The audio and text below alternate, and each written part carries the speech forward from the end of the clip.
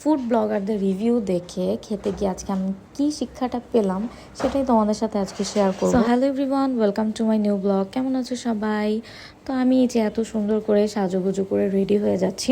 তো বর্তমানে street food আসলে খুবই একটা হাইপে আছে। আমরা সবাই হচ্ছে রিভিউ দেখে স্ট্রিট ফুডটা আসলে সবাই ট্রাই করতে চাই।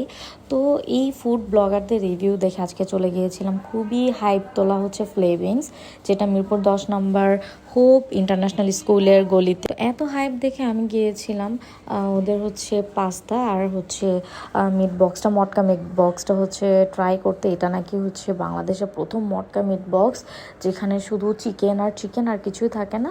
তো এত হাইপ দেখে আসলে যাওয়ার পরে আসলে মনটা একদমই ভেঙে গিয়েছে যে কি দেখলাম আর কি পেলাম আর কি খেলাম।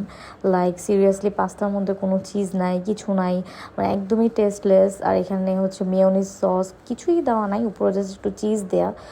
আর মানে টেস্টের কথা কি বলবো, খুবই বাজে। আসলে এইসব ফুড ব্লগাররা কি টাকা খেয়ে ব্লগ করে, নাকি ওরা গেলে ভালো করে হচ্ছে মেক করে ওদের সামনে খাবার দেয়, এটাই আমি বুঝি না। তো মনে হয় না যে আর জীবনে হচ্ছে ব্লগ দেখে দেন খাবার খেতে যাব। বাট এই মিল্কশেকটা আমার কাছে একটু ভালো লেগেছে।